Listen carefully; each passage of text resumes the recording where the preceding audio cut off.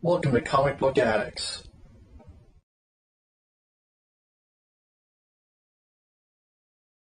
Welcome to Comic Book Addicts, y'all. Episode 36.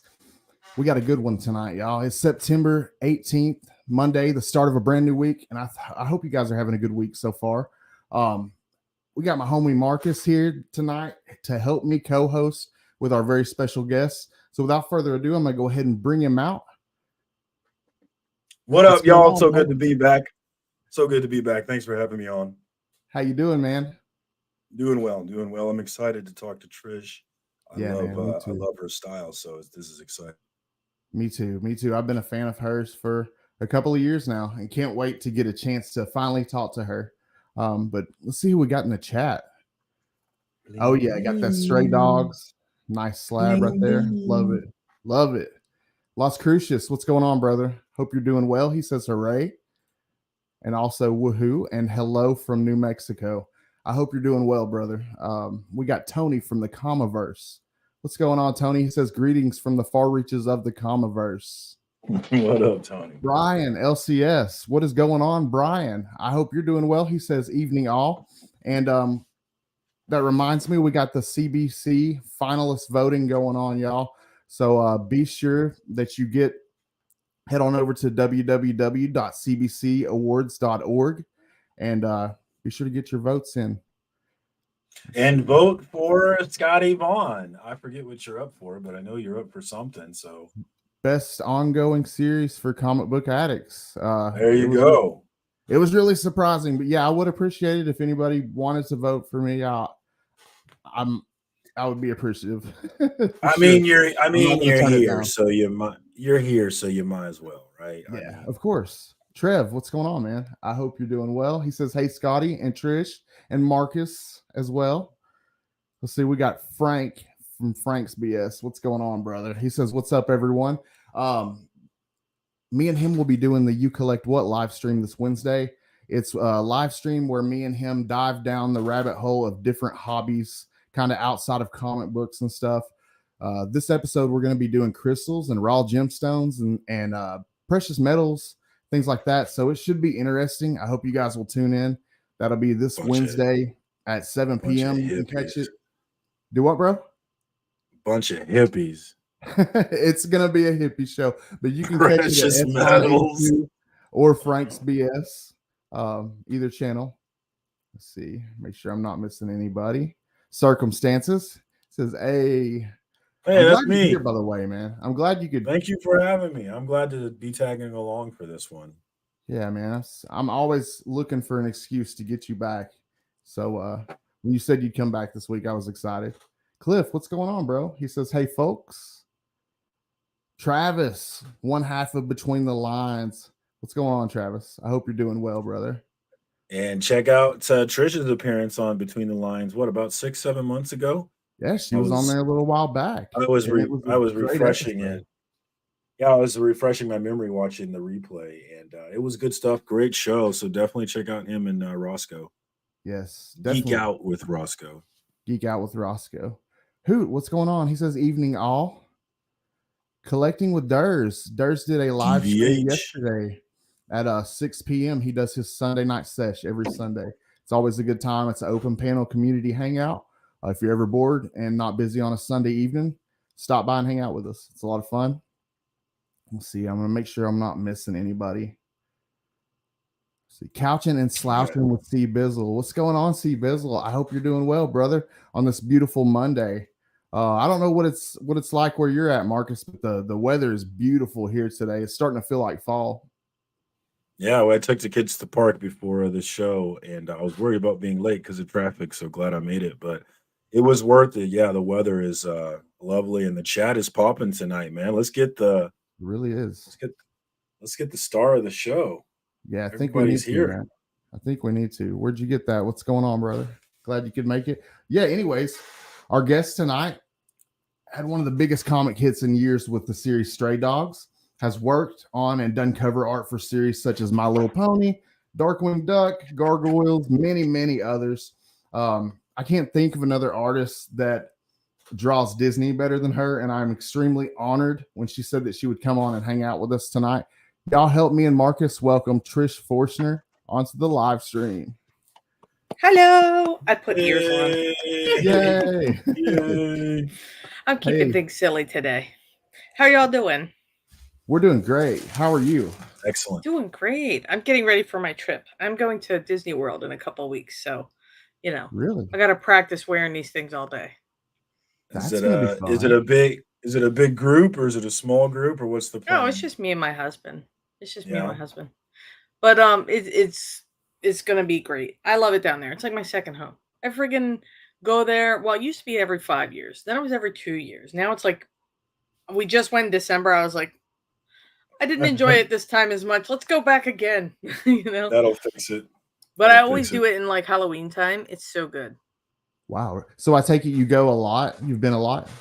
I've been a lot, yeah. But it's kind of like, if you want to work for the mouse, I guess you gotta kind of know what he does. So, I mean, not just that, but it's fun, and I love the properties. I've always loved everything they do. You've got, Star Wars, you've got Disney stuff, you've got Fox stuff that they do now, all kinds of, their reach is immeasurable. What's your favorite thing to do when you go? Like, what is a must do that you have to do while you're there? Rides. All the rides and eat food. That's because I went on a diet where I kind of really cut carbs, and so when I go there I save up all my carbs and I go there and I just indulge, but I friggin' love it there. Let's see. What's my favorite thing?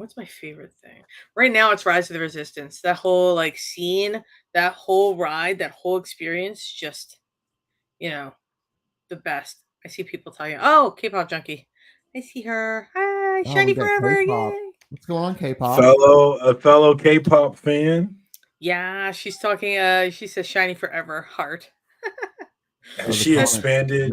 Has she expanded your K-pop? I know you were pretty narrow in your K-pop listening. Has it expanded? Well, actually, I've kind of been listening to some other stuff just on my own because it's so much like when you get into it, like I just wanted to know their names. Like I just wanted to know their like I heard the song in a TV show.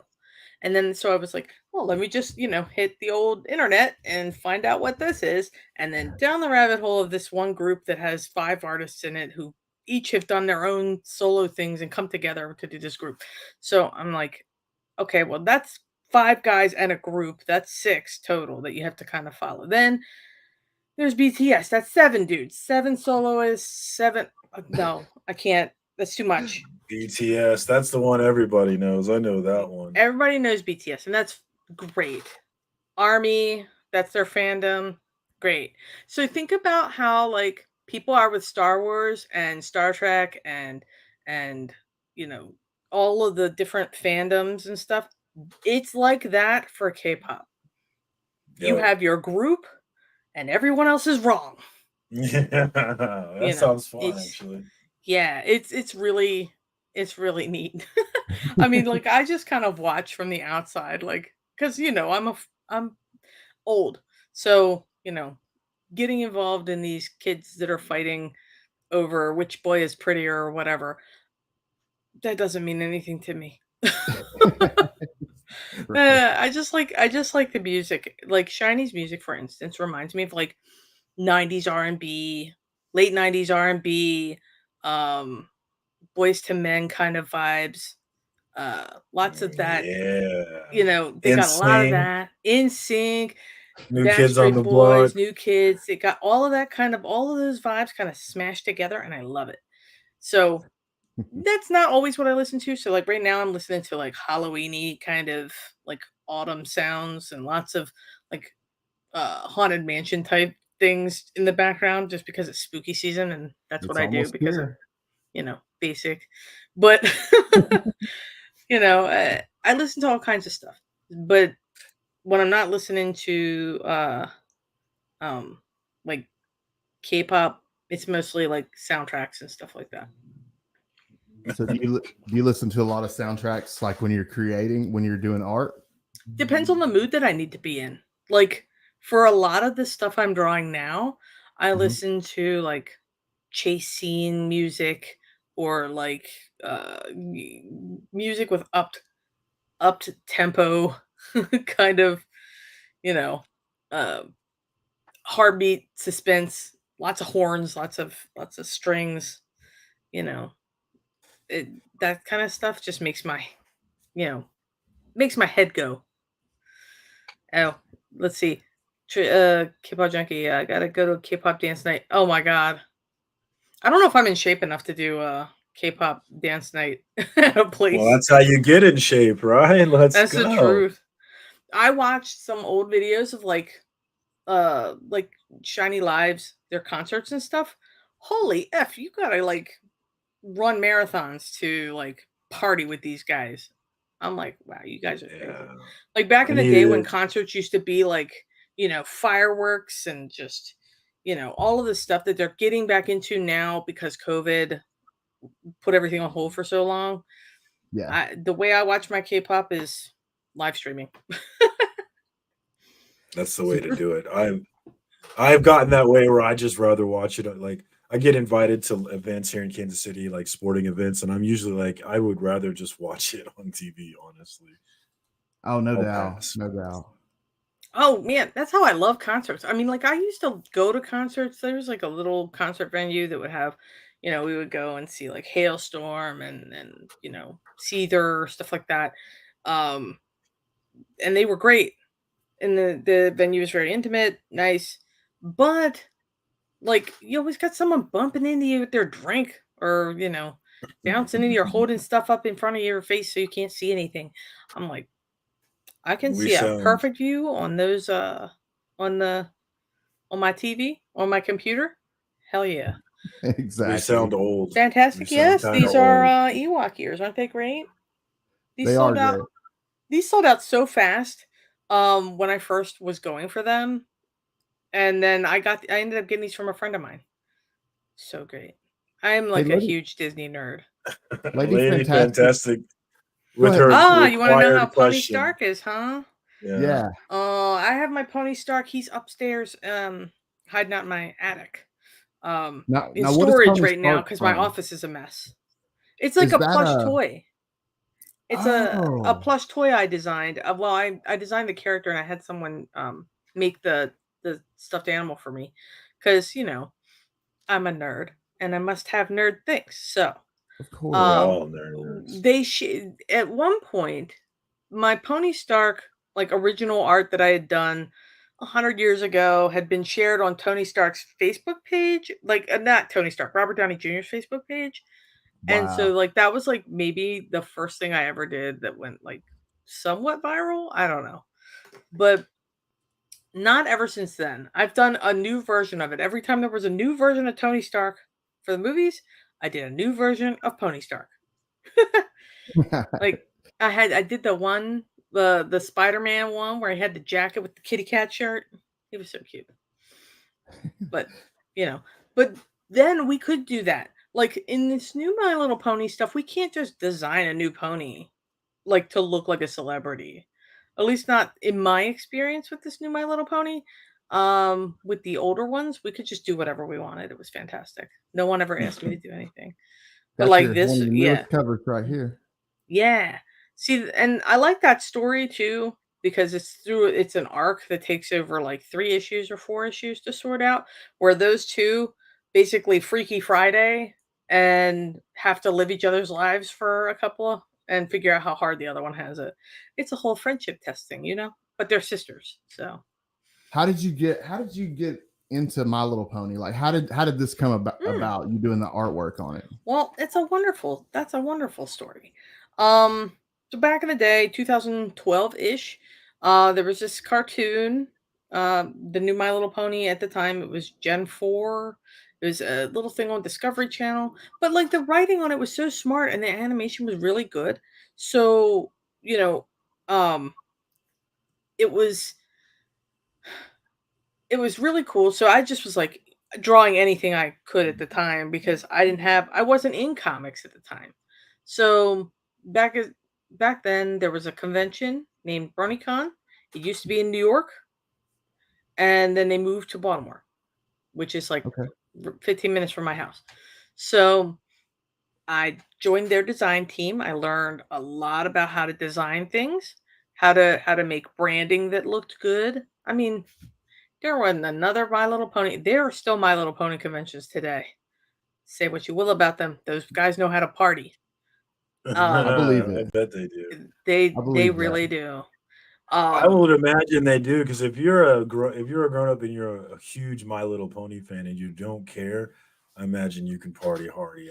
I'm in. whoo, man, I can't hang though. Like they make their own music. A lot of the people in that whole group in that fandom are musicians, artists, they're, sculptors, fabric people. They make their own clothes. They don't care. This is all stuff that didn't have merch. So they like made their own. They said, "Heck with you, Hasbro. We'll do it ourselves. We don't need you." So anyway, I was working with BronyCon, for years. I worked with them the whole 7-year run they were in the city. So um one time at the convention, I had already been submitting to IDW to get on that book just to do a cover. I didn't want to do it. I just wanted to, please let me do a cover. Just one. It didn't have to, there had to be anything fantastic. So I was submitting through the regular channels, through their website or whatever. I didn't know what I was doing. I'm just like, here, look at my stuff. It's great. um Sarah Richards, who was working on the comic at the time, she was famous for doing a lot of those like Sugar Skull covers. And some of those covers went for like insane money. So she was famous for doing those, and I loved her work anyway because it was so different from what was already in the comics. She saw the piece I had submitted and then like wrote an email to the editor right then. And then by the Wow, Monday, then by the oh we lost him. oh no, it's, my story it's blew his my mind. show. He's out. It's my show now. No, but your story blew your mind. Yeah, my story blew his mind, so he's gone. Oh, sorry, other way around. uh, well, anyway, so Sarah wrote to the editor, and by Monday, I had an email asking me to do a cover, which was fantastic. So I did my first cover for them, which was Friends Forever number 33. Um, and then it ended up being the cover for the volume 8 of the Friends Forever series. Um, which I thought was just the damn coolest thing ever. And while all that was going on, I meet Tony Fleece, who was working on My Little Pony at the time. And I was a fan of his work anyway. I was a huge nerd. So I like walk over and I'm like, "Hi, Mr. Fleece, I like your work." You know, now he's like, "Oh God, you were such a dork." Yeah. Well, so I give him, my sketchbook or my I had an art book at the time, and in the back of it, it had a memoriam piece to my old dog that passed away. And he liked it so much that he pitched me the first issue of Stray Dogs right there. And that was in 2018. That was in August of 2018, and we started immediately. And it took until 2021 for that book to come out. Wow. Well, I Mhm. mean, magic takes time sometime. But like I Before, have a day okay. job, I work a day job, so What I are had you a to. nurse? Why does that come to my mind? What is Oh it that you do no, for I your day do job? I do boring title work. It's like real estate stuff. Um, Oh, okay. Good money though, so right? yeah, it's steady money and Real good estate. benefits. Yeah. Well, because the interest rates are so wonky right now, we're, you know, kind of hanging on. But this is it's been my industry for a long time, so, I know what it is. Um, Well, with the ups and downs of comics, though, it would be nice to have that stability. How does it work out trying to juggle? I think most comic artists are doing it full time. How does it work for you trying to juggle it, and what are the advantages and kind of disadvantages of that? a lot of people like I mean, I work mostly at night. I work pretty fast. My drafting skills are pretty good. So, I mean, that just came from being kind of immersed in animation and doing commissions and stuff. Like every year I used to do back in the day, I used to do a commission drive for charity where I would do $5 headshots I freaking got fast because, I mean, I was donating thousands of dollars every year to the Special Olympics for my cousin who participates every year. And so he needed to meet his goal of $10,000 so that he could participate in the super plunge for the polar bear plunge, which was once an hour for 24 hours. He would go in this cold ass water. No, thank you. Oh, thank So I you. gave Yeah. him water, or I gave him money so he would do it, and so that I didn't have to. But Worth I it. did it last year for the first time. I went in. I remember this. I remember you posting about it Yeah, actually. I didn't do any commissions or anything for it, but I was just raising money, um, through their website trying to, and I think I did the best out of my coworkers. There was only one who did better, but it was through my work. And this is why I like my job, because they support the charities that I am also passionate about. That's So very cool. anyway, getting back to our original point, my drafting skills are very good, fast. So it allows me to work mostly at night. So I get off of work, I go to work from 8 to 5. I eat dinner, I run my errands, and by 9 o'clock I'm sitting down, and then I draw for 4 or 5 hours and hit the bed. Yeah. Wow. Okay. So it's kind of a thing, but at least I don't have to like commute to an office, so I can sleep till 7:30 in the morning, get up, get stuck in the traffic in the kitchen, and then, Oh, log I in. love it. Yeah. Log in I right work at at 8. I work at 6 a.m. I wake up at 5:58 a.m. and I love it. It's really cool. Scott I'm says he's never going trying to back. jump back in. Okay, good luck to him. Can he get While back we're in? away from, I don't know. It's entirely, I have no control over this thing. Well, I I'm am gonna just go along back to for the this ride. chat here and look at some questions because I think some folks had some questions. Is that cool? Oh, you're the boss. I'm just here. I'm gonna run your show tonight. Like, here I am. I am just here. Sergio Giovanni asks, any update on another volume of Stray Dogs? Stray Dogs is done. Stray Dogs was a 5-issue mini, and then the 2 issues of Dog Days. Both of those are out as trade paperbacks. That's the whole story of Stray Dogs. What we're doing now is we're working on the next book. And so if you liked Stray Dogs, you will love this next one, but to me it's scarier. Is It's it called Feral? yes, it's Right? called Feral, Feral. and it's the same team. We're all back, you know. The same team from Stray Dogs is back, and we're doing, I believe it's going to be ongoing. So we're building a lot of story Nice. now, so that way as Nice. they come out, we won't have to like delay or push anything. Because of all of our work schedules and how much collaboration goes into it. I like to say that I'm much more involved. I feel much more involved because like when I came on to Stray Dogs was already like Tony's idea. Like he had the whole thing pretty sorted out. Like I feel like I'm doing a lot more with developing the characters and helping the story along than I did in Stray Dogs. Stray Dogs, I got to hide things in, and make the characters really appealing. I get to do the same thing here, but I'm drawing a lot more outside of my wheelhouse. Uh, my wheelhouse being adorable, cute, not bloody things.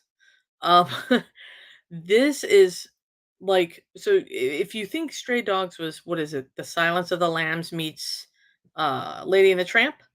So That's I what they like say. to say Feral will be The Walking Dead meets the Aristocats. Okay.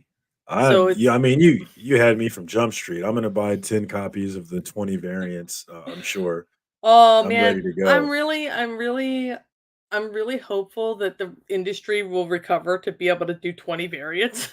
Like the creator in me is like, yes, 20 variants. That sounds exciting.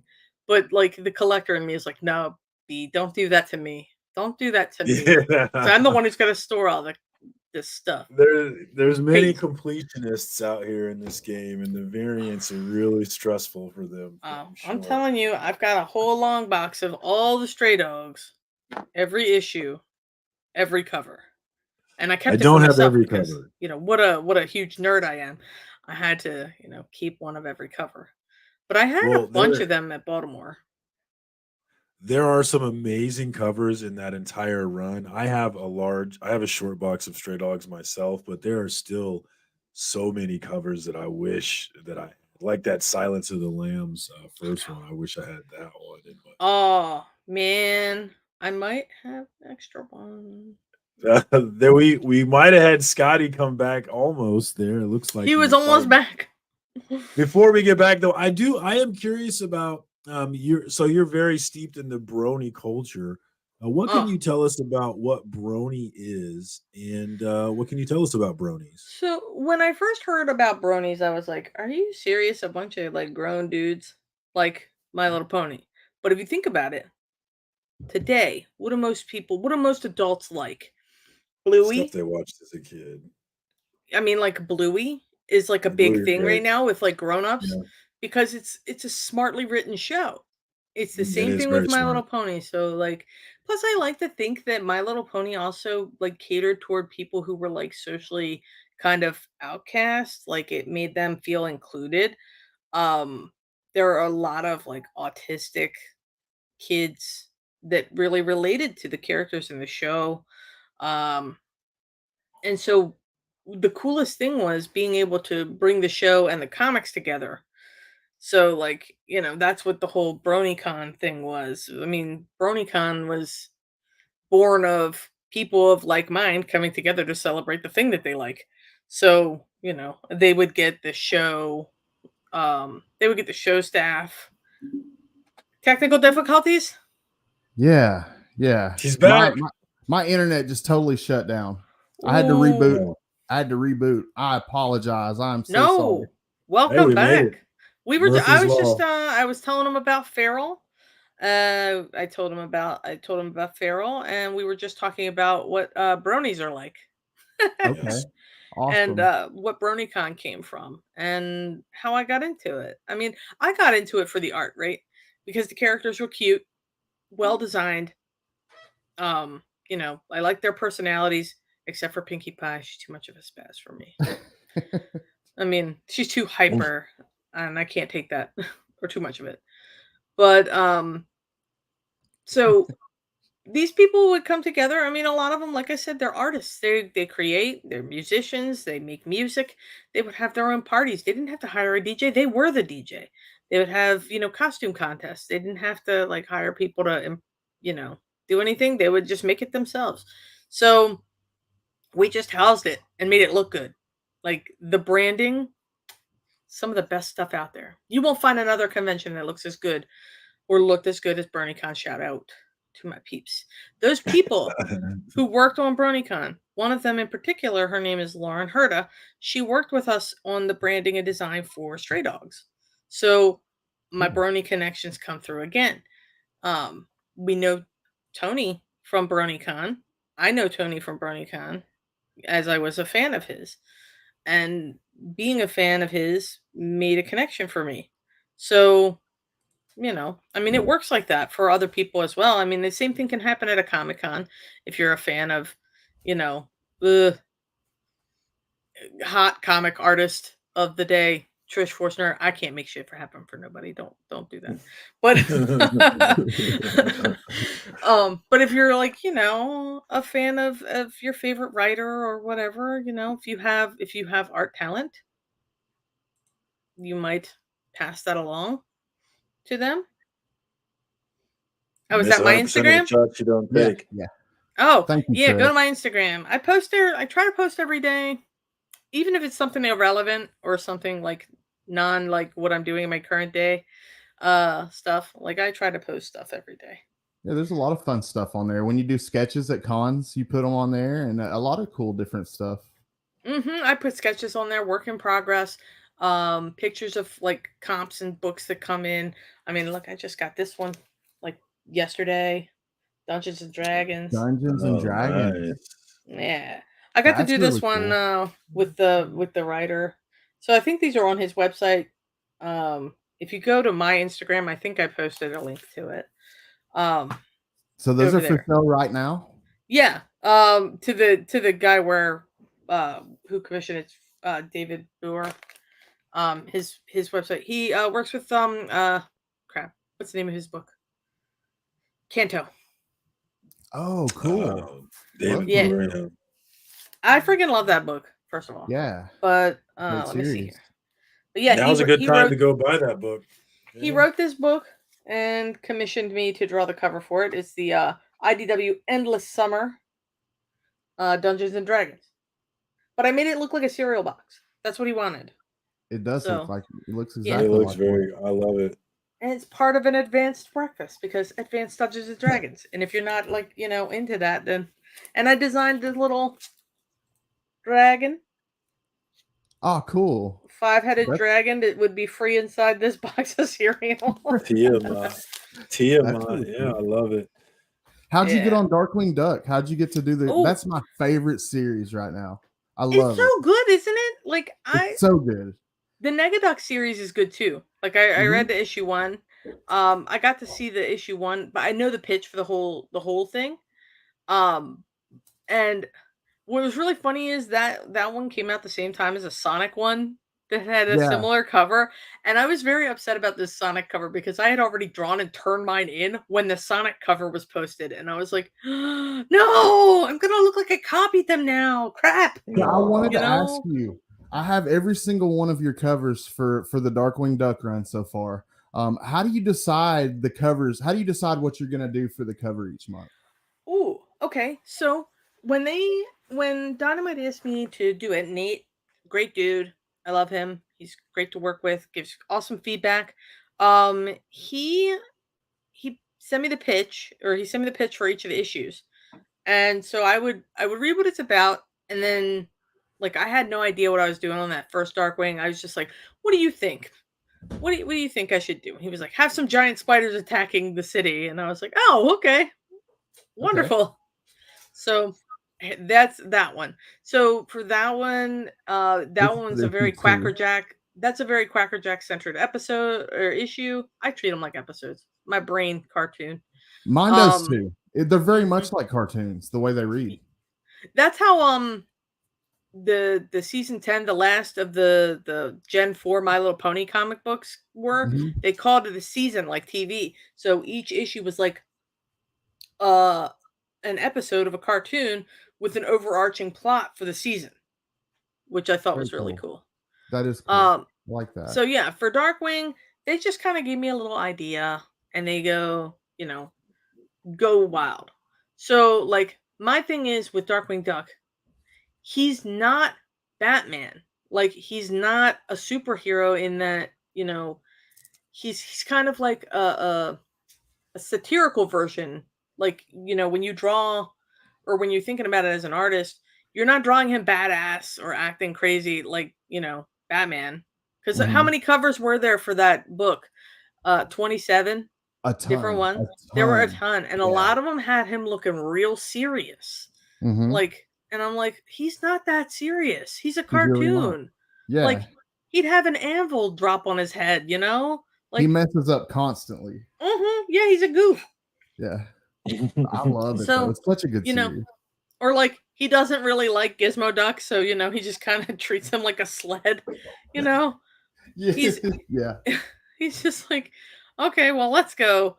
So basically you've got all my favorite things. You've got characters with stretchy, cartoony proportions. You've got crime fighting and action, and bright colors, lots of colors. You don't get sucked into using black and purple all the time. You don't get sucked into using like blue and red all the time, or your Avengers colors or anything. Although there were a lot, I've done covers for a lot of their series now, and there's even I think one that may be coming soon. I don't know if I can talk about it. I don't think I'm gonna. Okay. I'll respect that. But getting to draw like the Justice Ducks again, I'm like, that was my favorite episode. Come on. Yes. Okay, Darkwing Duck has such a cool rogues gallery. Which one is your favorite out of the villains? Oh, my favorite baddie?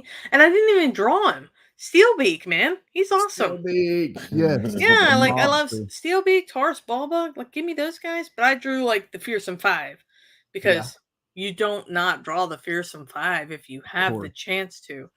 Hang on. This is going to be cool. Hold up. Okay. All But right. you know what I know they wish they'd do is give me Rescue Rangers as a comic series. I would draw the shit out of that. That's my personal favorite cartoon from childhood, Trish. I'm not even Yes. kidding. I would die and go to heaven if you did that. It's my original inks for The Secret War exclusive, right? yeah. My So Bird City sexy. exclusive. Let's Very see. cool. What That's else? amazing. I I've love got that. inks. I've got inks for that issue 7. What?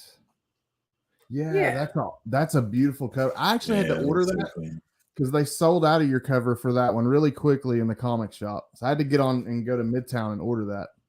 My favorite is Steggy. Who doesn't love him? Look at his face. Yeah. He's so cute. But I mean, That's a great cover. Darkwing, you know, it's very hard to draw him accurately. Do you know what I did? I went on to eBay and I found some reseller who was selling like photocopies of all the model sheets and stuff. And I bought like a pack of them. There were like 90 some pages of just old turnarounds and old expression sheets and old stuff from the cartoon so that I could draw them accurate to the cartoon, to the original like Tad Stone's concepts and stuff like that from back in the day. That was my jam, but with a little bit of my kind of flair I put on them. It's not much, but I do have some. But like when you're playing in someone else's sandbox versus playing in your own sandbox, you got to play by their rules. You got to draw their characters the way that they want them. True. And in their style. So that's like My Little Pony, all these Disney things. I always wanted to play in those sandboxes, but you have to play by their rules. Just draw their style and in the way that they want. So you'll notice the Darkwing Duck does not have a gas gun on any cover. I did notice that. Yeah. There's no bombs, no explosives, nothing that looks violent.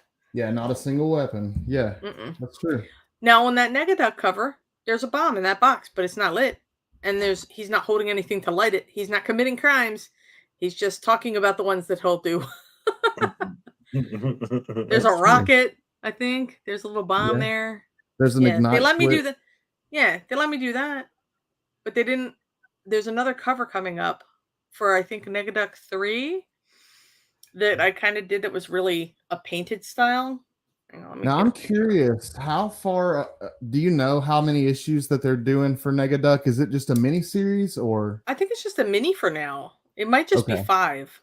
It's 4 or 5. It's 5. I think. 5. Okay.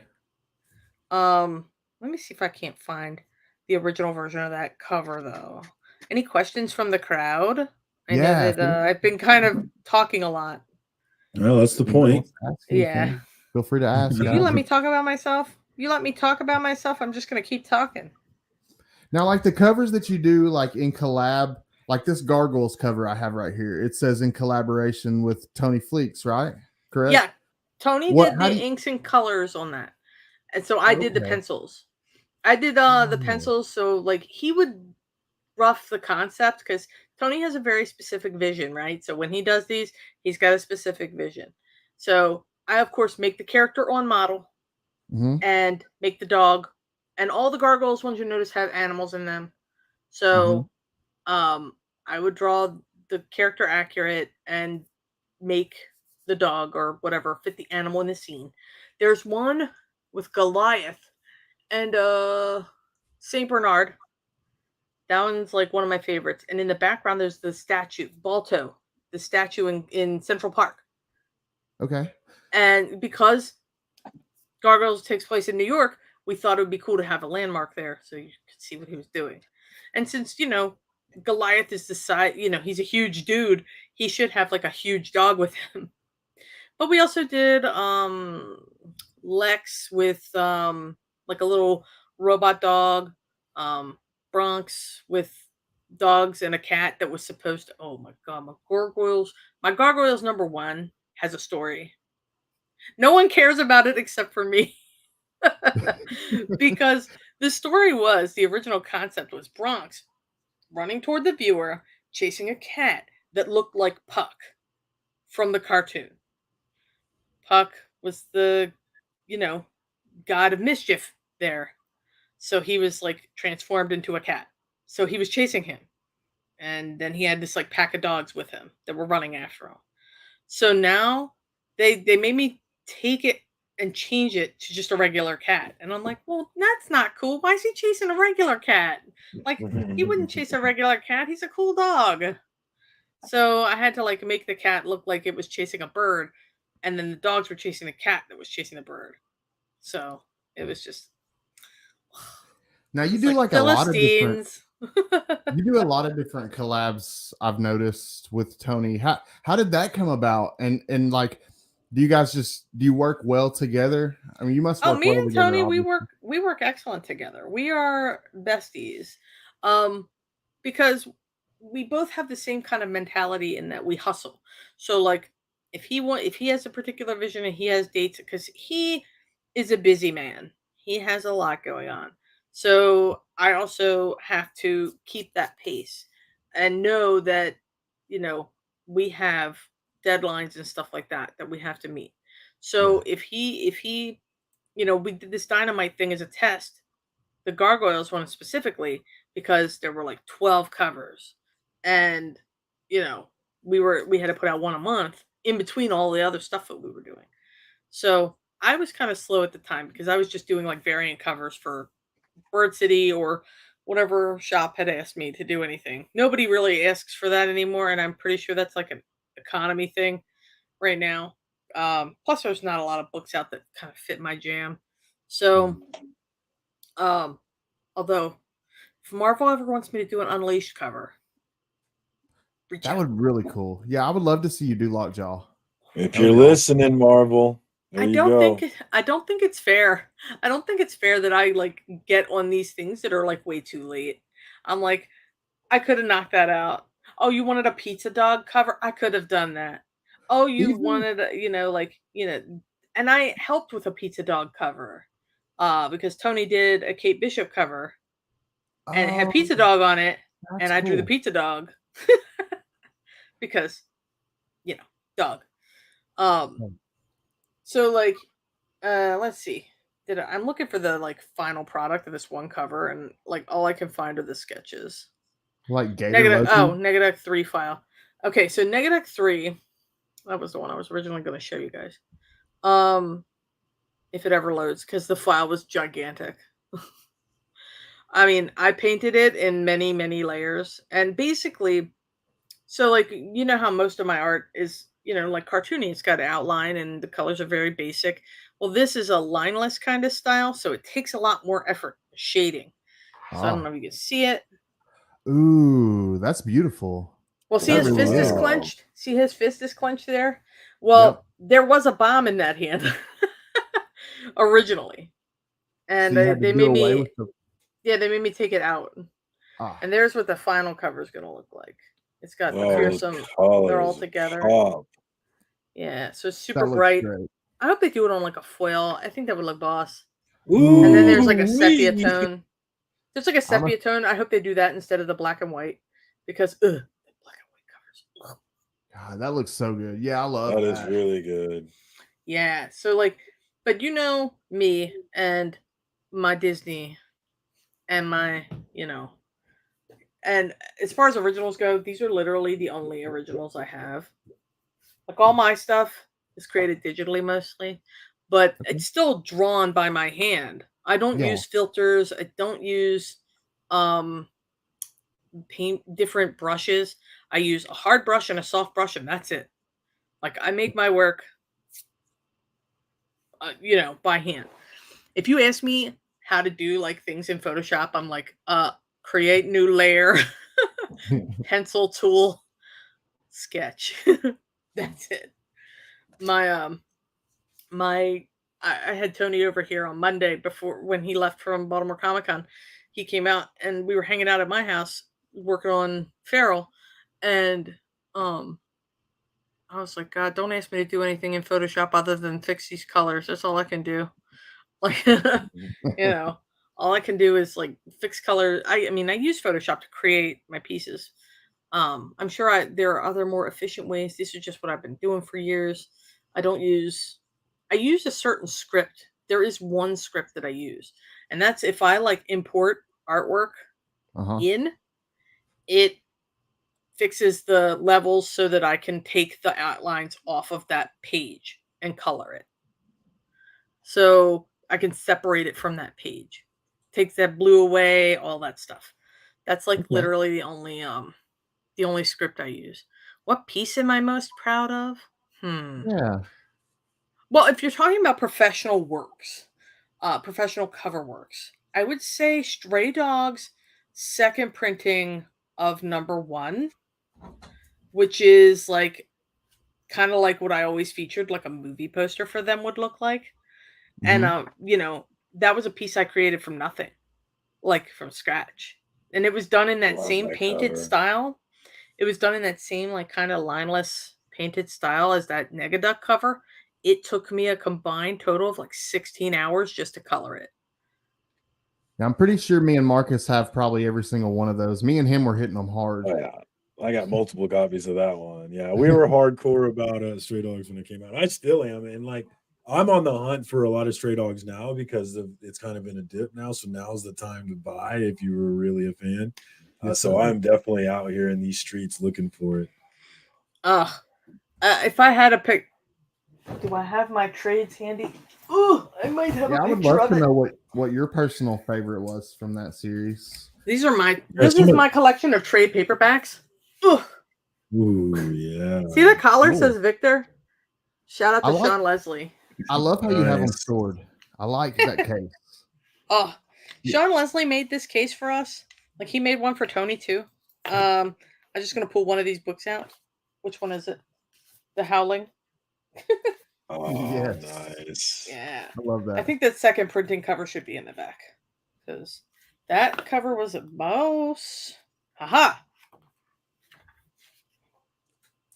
I'm trying to think of what my favorite Stray Dogs cover was, and it's hard to say. It might be that. But also, look at this Friday the 13th one. Tony's original inks for this were nuts. I drew the dogs. He did everything else. Yeah, that one's amazing. Yes, that's one of my favorites for sure. But if you want to say panels that were like this panel in Stray Dogs, it's like one of the best panels in the whole book. You know? That's beautiful. Poor Earl jumping through that window like that. Crazy. Now, Dog Days, is that the last of Stray Dogs? Or yes. Yes. It is? Basically, Stray Dogs, unless that for some crazy reason, we Somebody managed to shoehorn any of them into Feral. They're, separate universe kind of thing. So the Stray Dog story has been told. The rest of the story was Stray Dog Days was like anthology style. So it was like little stories that took place that couldn't quite fit in Stray Dogs because Stray Dogs had to move so fast, Stray Dogs, is a quick read. It's like an hour. So you read that and then you're like, I wish I knew more about Killer and Aldo. And then you have the little Victor story where they go and get this like bone and they're like, gross, that's disgusting. And they're arguing over the leg versus a tennis ball that they found. That was just a funny story that we could have stopped the whole momentum of Stray Dogs to tell, but we didn't because that would have wrecked it. It would have like slowed your brain. You would have been like, what the hell? We were running away from a murderer. Now we're talking about a leg in the yard? What the hell? Did you know that you guys had a hit on your hands in the beginning, or was it a surprise? It was a surprise to us because like we had some pretty realistic numbers, I think, in mind. I've never done this before. So for me, I had no benchmark to push it against. And with COVID being so crazy, and the story had been optioned before the book even came out. So we had that kind of going for us, and we're like, yeah, that's gonna help us do well. I had no idea. I didn't know about the spec market. I don't know about eBay. Like I don't know anything. So I didn't know about retailer covers. I didn't know any of that. So when Tony was messaging me after the first issue came out, because I had gone to Third Eye, I took the day off work and I went to Third Eye the day it came out, and I was like, "Yay, my book came out! I'm so proud!" Yeah, So of I'm course. there like signing a couple of them, and leaving them on the shelf for like nerds to find. I'm like, yeah. That's cool. They were gone. Like they went so fast. And he was texting me, they're like sold out at Diamond. They're going back to a second print. I'm like, holy F, it just came out today. The hell? That's how it So was. yeah, so we were freaking out. And I thought, well, I didn't have anything else to do tonight. Let's go make another cover. That's cool. um, I mean, that was great. So that from issue 1, I guess that's when we realized we kind of had like a hit. And I know that horror cover, the Silence of the Lambs cover, is what sold it, Yeah. because It's so good. if you Yeah. just saw like the main cover A on the shelf, you wouldn't know what that's about. You would think, oh, that's cute, a cute dog story, even though it looks ominous as hell. I But do love cover A. Yeah. yeah, I it's love cover A. iconic now. It's iconic now. Hell I yeah, didn't it like it is. when we first did it. I thought it was too stiff. I was like, oh, there's nothing to this cover. I didn't like it when we first did it, but it grew on me, like as the Yep. series kind of gained popularity. I realize now how iconic it is. So Mhm. now you see like other Very people much so. homaging it, and like that number 1 has been used on Good Boy, has been used on some Whatnot books, some other popular series. That 8 Billion Genies had one that was number 1 homage. I mean, we did a bunch of them. So I I'm think looking Tony did for the most of your them. I just did Good Boy. I'm looking for your 8 Billion Genies cover on still. That was a Ooh, which one? The fire yellow one. one, the black one? Yeah, the yellow one. That's the one. Number 7, number 8. I mean, like I did a bunch of them. I couldn't The believe that yellow I one is did. the one I'm thinking of. Mhm. I have like 3 copies of that yellow one left. They're around here somewhere. I have no idea. So I looked for good. them for Baltimore. I couldn't find them. I know they're here. They're in bags and boards, safely kept in one of these boxes. In one of these boxes back there. Do you have any But conventions coming up in the near future? Are you doing any more? So after I go to Disney, that's my vacation. I'm gonna be not working on work or second work. No Good work. for you. Good for you. I gotta disconnect, or that's how you go insane. Yeah. So after that, in November, there's a show in Utah. It's the show. The name of the show is escaping me, but it's Nerd Store is involved. We did a cover for them that's on sale now for Army of Darkness Forever number 1. Of course, it's got dogs because why not? Oh Who yeah, Of cares? that's all. course. Really Me and cool. Tony, of course, did this. He's got it up on his little TikTok how we did it, like our collaboration and how we draw things. So like I'll do the pencils on a digital file, and then he'll print it out and ink it all together, and then he'll scan it back in. I colored all the dogs, and then he colored Ash in the background. Okay. I've So, always wondered how that worked. oh well, I mean that's how we do our covers. Mhm. Or we'll divide it up. Like, Tony, he is like kind of neurotic. I love him to itty bitty pieces, but he won't like he wants the final say. He wants that cover to look a specific way. So I'm just like, let me just do my part here, and I'll do some basic shading, and then you do it. You finish it. So he Got you. finishes it. Or like when we do big old connecting covers, because we did a collaboration set of Lady Death, for instance, where all the Lady Death characters, where there were 4 books. So there's 4 different Lady Death characters. We're all ponies. So there's like Pony Death, Oh, and nice. there was like Hell Witch, but she was a pony, and Lady Satanus, and then or Satanist, I don't know how you spell it, and then uh Muerta, Muerta, I don't know. She looks like a sugar skull, Oh yeah, and yeah. I think that's her name. it's I know who pretty you're cool. talking about. So we did like a different motif for each of them, and he connected them all as one giant connecting thing. Um, and that was kind of like our jam piece. We love doing these things. That's like our bread and butter. And it's like it divides the responsibility up. So like, if you've got a tight deadline and you've got a good partner, you can crank out a bunch of them. True.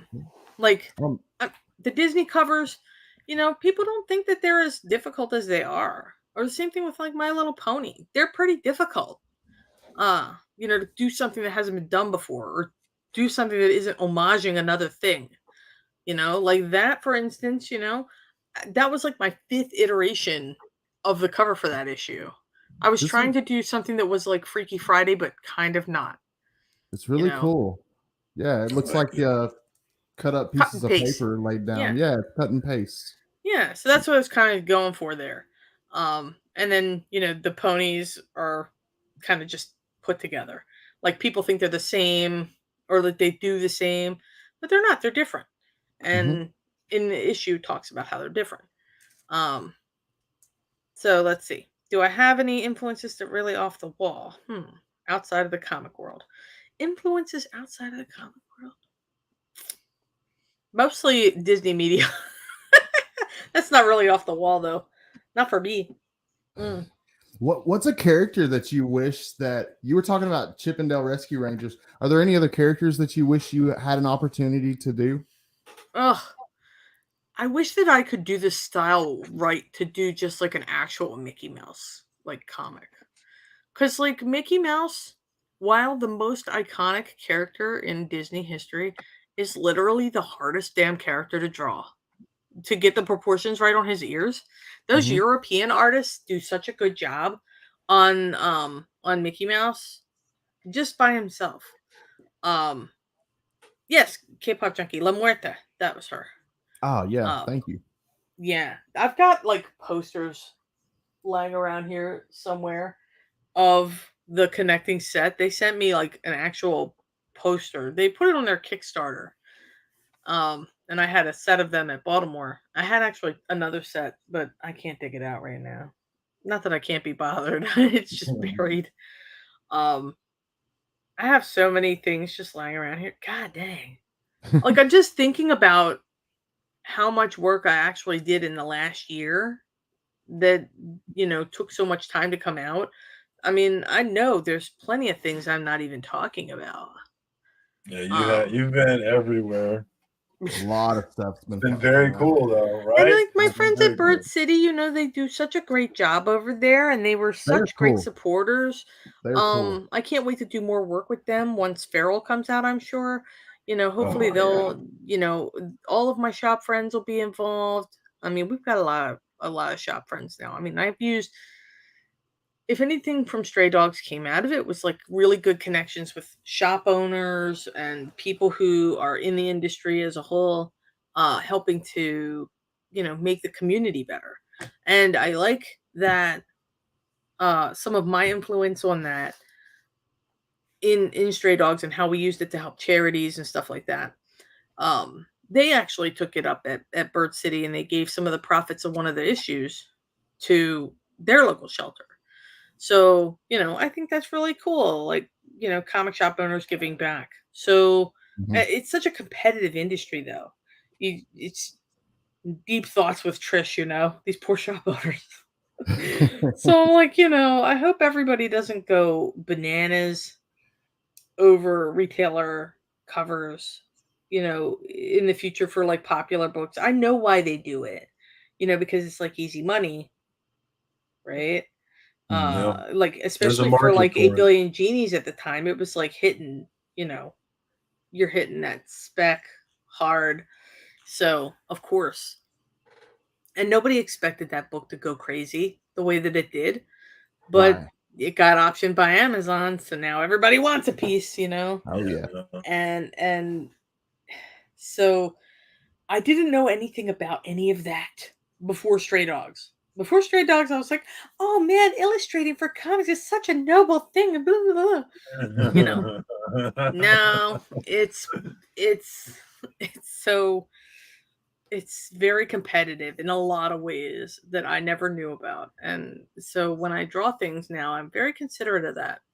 I'm like, is this gonna hit right? are people gonna get the idea that I'm trying to go for here? Let me see if I can't find that pitch thing that we did for Feral. We did a pitch Awesome. piece for it. It's gorgeous. Okay. Um, I'd love to see it.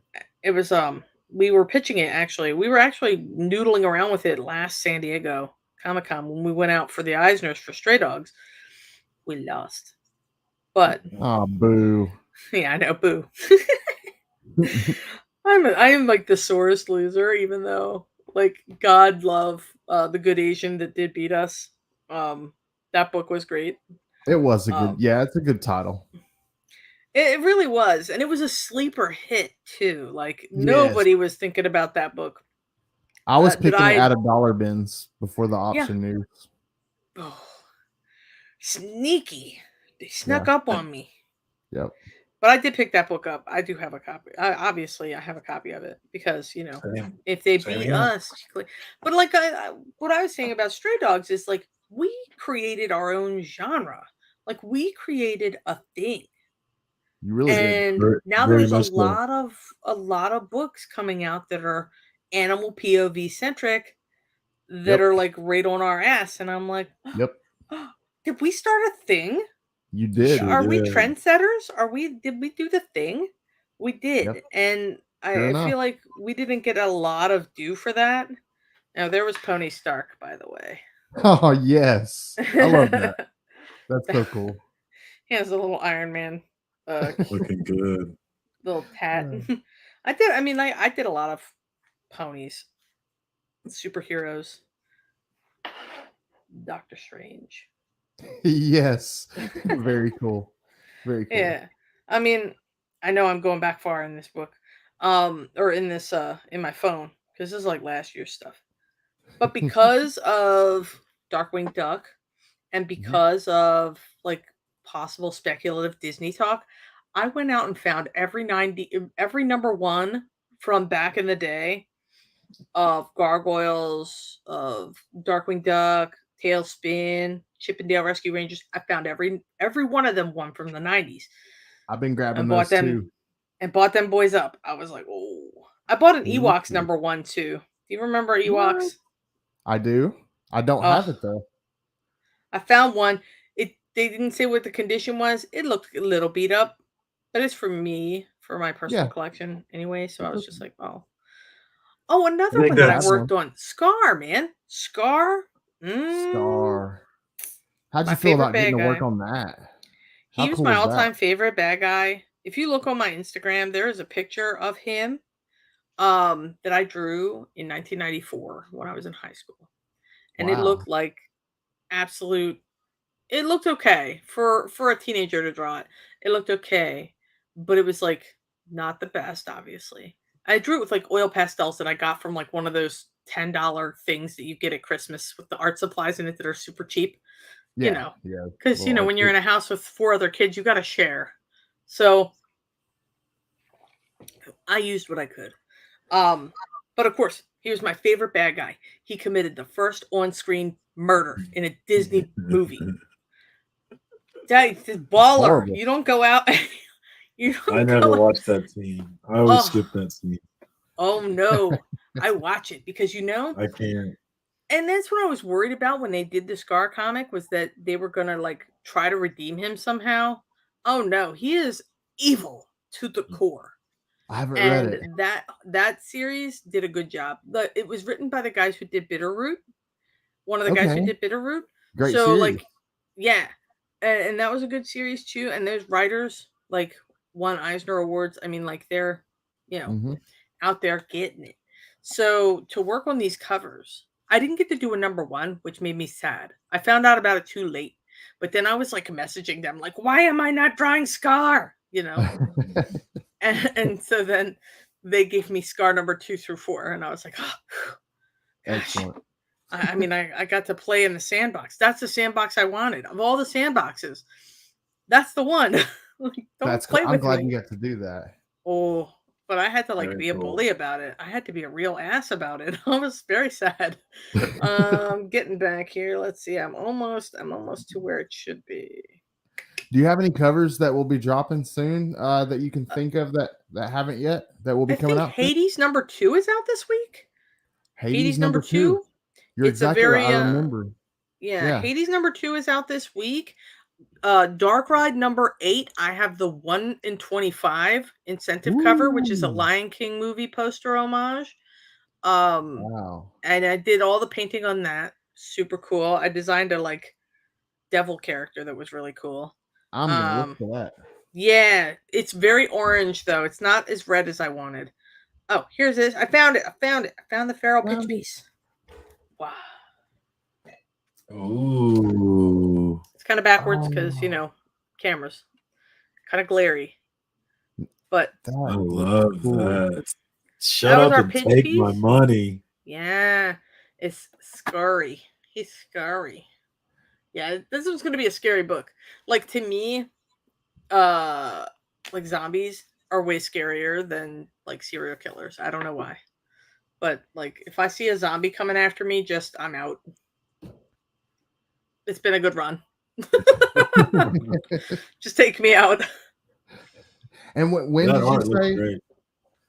Yeah, that did So look great. we're building the first arc now. Well, we're since I have the day job and everybody's so busy. Tone is doing backgrounds. I'm on the characters. We have Brad on the colors. I'm also doing some colors on the characters. I'm basically coloring these characters, but in the best possible way, to make the look very uniform. Tony is writing it and also has control of the final look because he's Tony. We don't ask questions. We just do what Tony says. Right, just go But with it.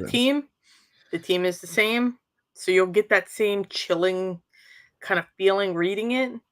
But this one's a lot Awesome. more action. A lot more action to me. It just feels like Yeah, I'm excited as hell. I It's know. just I can't wait. to me it just feels like there's so much more happening very quickly. So I know that it's not intended to be like a short, depends on how the sales do, hmm if we'll be able to continue it all. It's not intended to be limited. It's intended to be a longer story. Yes, But I think right now we're initially planned for 10, but it may be longer or shorter depending on how, things go. We won't leave it hanging. Um, that's good news. Obviously.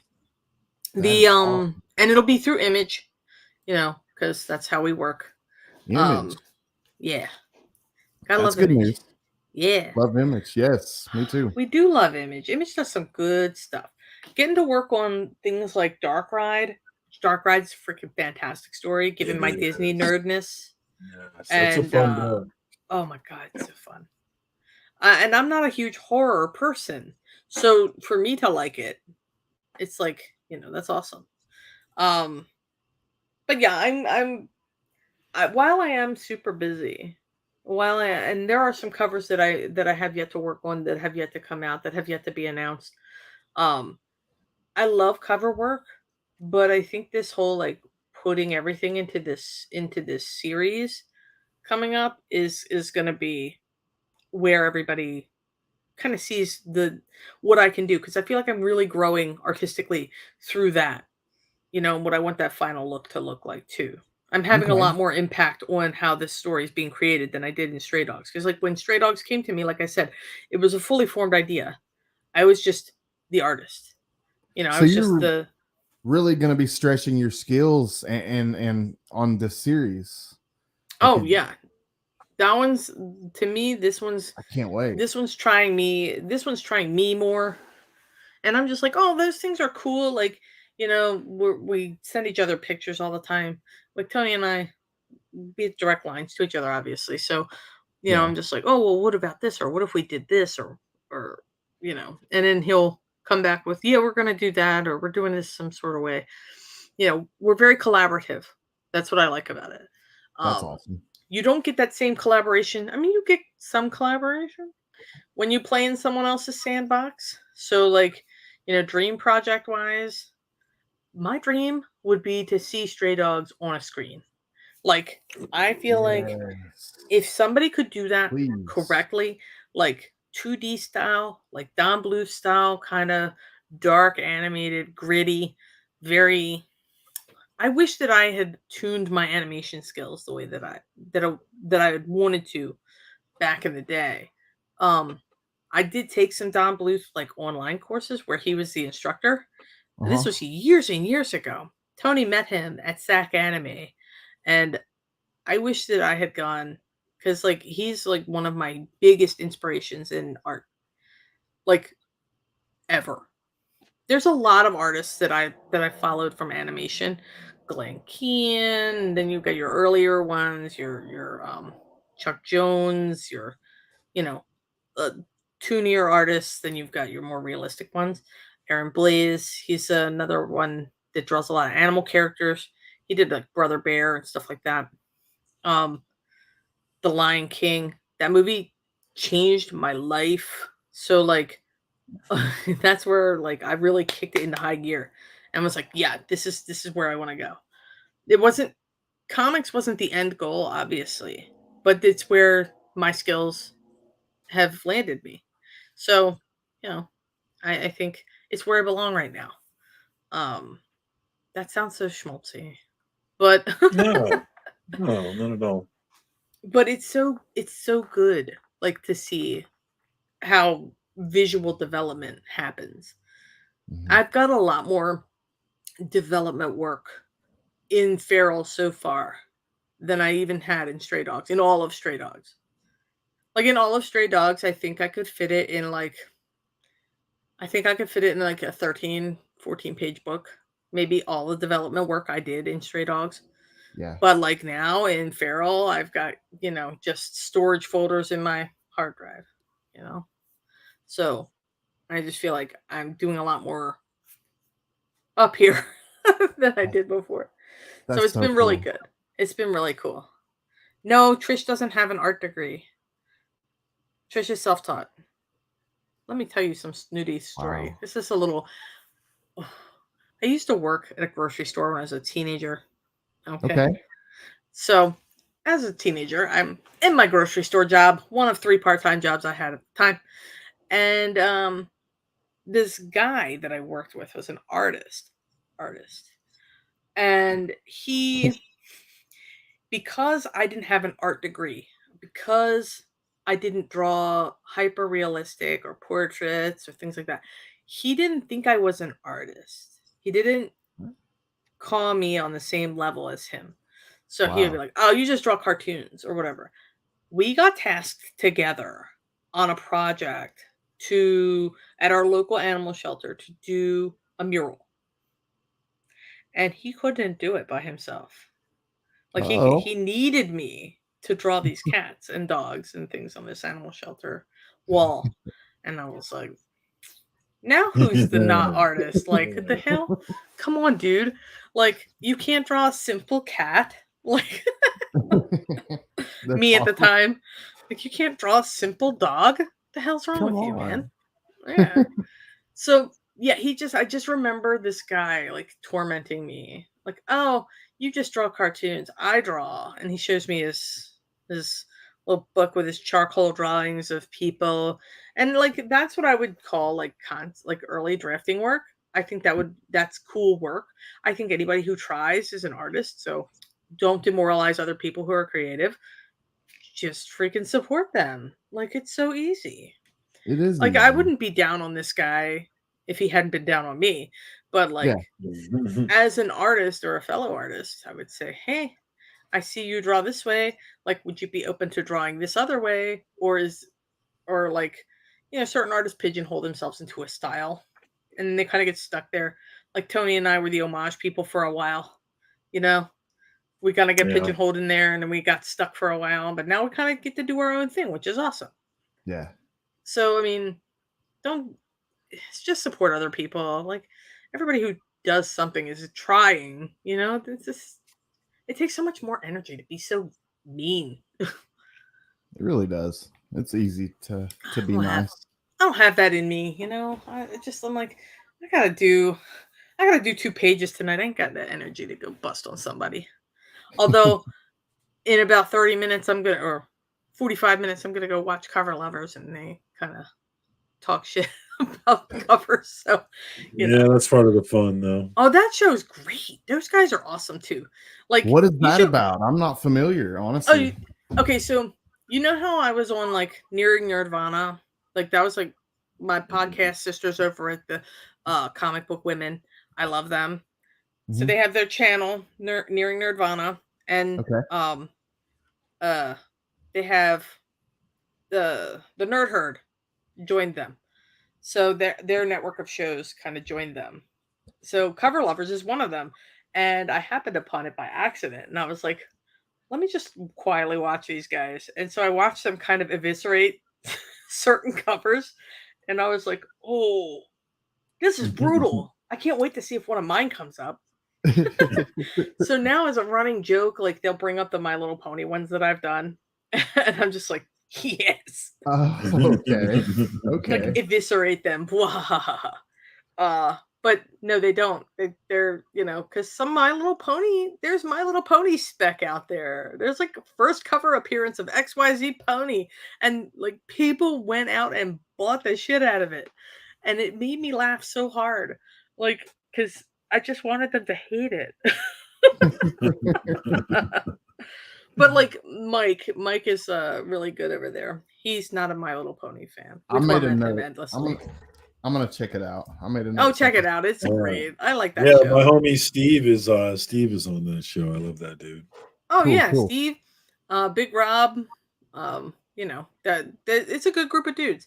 They have rotating guests sometimes. I've been on there a couple times, and I'm not an expert in art. I will be the first one to say it. But if you can't take constructive criticism about your work, then you're in the wrong biz. Like, nobody's saying it to tear them apart. So, like, if you look at, say, the chesty Captain America Liefeld piece. Yeah. Don't rip it apart like the way most people do. But, like, if you just say, like, he's a little busty, isn't he? Just kind of. Rob knows what he's doing, though. He's fully in on the joke. Oh yeah, no kidding. Did you see didn't he do one for Falcon? Falcon? I was like, he did it again with Falcon, yeah. I was like, bro. And he's just leaning into it. He loves it. He's having He might as well. I mean, like, I love it. Like, or like people will say, like, he doesn't draw feet. And then like in every cover I've ever seen, I'm like, holy F, he doesn't draw feet. Like, what the hell? Or Deadpool has like 1,000 pouches on his clothes. And that's fantastic. I love people with a gimmick, but like lean into it, but there are certain artists that, you're like, how did you get this connection at Marvel? And I can't get anybody like like that's how I see it. Let me try. Well, Alan Crabtree wanted to know, is there something about your process or the industry that you wish more people knew? I wish more people knew how collaborative comics is. You know what I mean? Like, not every book is this specific writer. And like, so if you see a Scott Snyder book, it's going to have a certain vibe, but not every one of them's going to have like a certain look, because he's going to work with different artists. He's going to work with different colorists. He's going to work, depending on who his publisher is, he's going to work with different, editors and stuff like that. So, I mean, like, a book, and I love Scott. Like, he is fantastic. I did a panel with him in San Diego, my only panel, and where I was called a professional. I nearly cried. But he, he works with other people. So, like, there are different artists. There are different, sometimes, that art process is broken down into other things. You've got your inkers, your colorists, your letterers, everybody. It's a team. So I wish that more people knew it's a team. So when I say the whole team of Stray Dogs is back, we're all back. All 4 of the names on that cover, the 4 names that made that team, we're all back. Plus our branding coach, Lauren from BronyCon, she's back. So we're gonna have that same nice tight branding, that same nice tight page layout. Yes. So we're gonna have that same look and feel but that's because we're the same people, and we know it works. Wink. That's great news.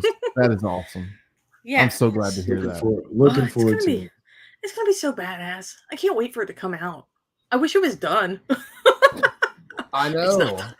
It's nowhere near done. I still have to fix all of issue 1, color the characters, and do some effect work, and then it's got to get lettered, and then it's got to get put together, and laid out in the branding, all that stuff. Then there's trademark work that has to get done, and copyright work that has to get done.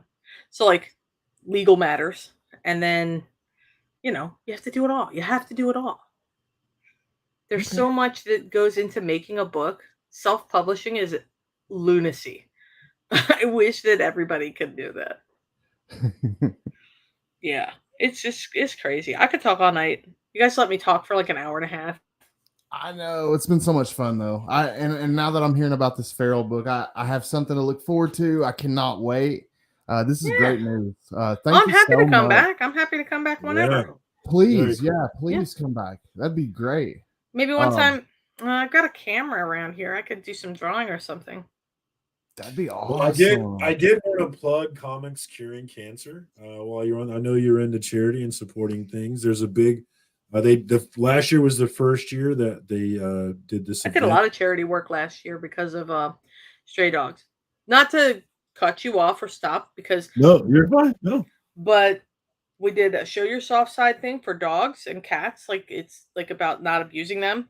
My vet has like several of my dogs, or my old dog's vet has several of the posters up in his office. R.I.P. Eve. She was the character Roxanne from the book. I based that character on my dog. Aww. So yeah. But anyway, that vet has several of those posters up. We also did I did one for domestic abuse survivors, and cool. that helps the victims of that. We auctioned off like sets of books and I sent them out, or like a commission. I also did the polar bear plunge. I did a lot of charity work because of stray dogs, so I'm looking forward to doing that sort of thing with Feral as well. Yeah, that sounds cool. And what was so tell me more about yours. Well, it's not mine. It's Well, I some mean, friends of mine. We have Legion of Comics, DJ Links, and then Rob's Fat Stacks are the 3 channels that are coming together to do this. Last year was the first year where it was a number of channels involved where they did auctions of comic books, and art, and things of that sort. But rather than you paying the seller, you go and pay the Cancer Society a donation. Show a receipt. And then you show proof of that, and then they send you the book. So they're doing it again this year. It's much bigger. I know artists like Scotty Young have donated art to be sold off. It's going to be much, much bigger this year. So look for that coming in October. And if you're looking to get information about it, Comics Curing Cancer on Instagram is where you can get that information. And maybe we can shoehorn Trish into helping out with that this year. Hey, I can donate some inks. I've got some inks. Okay, I'm gonna hit them up and let them know. That's very cool. If there's a way I can ship it, I don't. If there's a way I can ship it, I know there's another set of inks around here for that number. I think it's that number 2 with Quackerjack on it. I know I've got them around here too, somewhere. Well, my Darkwings are the only ones I have inks for. They raised $15,000 last year, and they have big plans of raising a lot more money this year. And because F all cancer in all of its forms. Yes, we are recreationally outraging about cancer, and it's beautiful. And I'm really excited to see what they get done this year. And I will hit them up, and we'll see if we can't. Get you involved. If you can connect us, just hit me up on Instagram. Awesome, very awesome. Yeah. Because I've got plenty of original pieces. I've got some covers, some sketch covers that I did that I would be happy to turn over for charity. I love it. They're going to be excited to hear about it. And like I said, if you're a buyer or if you want to support it, if you want to maybe donate, like I said, plug in on Instagram, Comics Curing Cancer. That's coming near the end of October. And there's a number of channels that are involved with it. And it's a beautiful thing that this community comes together to do. And like I said, 50,000 altogether says F cancer. Yes, $15,000 last year was not a joke, and like I said, I expect big things this year. So look for that coming real soon. I'll link it here in the chat. We all know too many people who have been impacted by cancer. And it's yeah, absolutely. So if we can use our platforms, our respective platforms, to give back a little bit, it's good enough for me. Oh yeah. Well, Trish, thank you so much for coming on and hanging out with us. I apologize about my internet connection earlier. I'm so We sorry. made it. Thank you, Marcus, for having my back on that, brother. We got you. Yeah, I thank could you have so just much. sat here and talked, just anybody questions? Did I not answer anybody in the chat? He was handling it. Yeah, I didn't need to be here. I just scrolled back in the chat and because I'm not a stranger to these, but I like it when people ask questions. Chat's very interactive tonight. Thanks everybody for coming in. Yes, Chat was great. Yeah, Thanks great. everybody. And Alan Crabtree apologized for asking questions, but don't apologize. That's what we're here for, man. So thank you for the Ask great all the questions that you asked. Yeah, great thank questions. you for coming out. But thank you so much, Trish. I hope maybe you'll come back and visit us when Farrell comes out, and maybe the connection won't be interrupted next time. Well, when we go to solicit for it, I'm gonna be hard promoting. So, Awesome. Well, I would love to have you back. But Marcus, thank you so much, brother. Guys at home, thank you guys so much for coming out and watching this evening. Let's see. I think what we're gonna end it with this week. I will end it with some Biggie Shaq. Bye, guys. Let's see. Where's my Biggie clip? Right here. I'd say that one is a banger, man. It's a real certified banger, dude.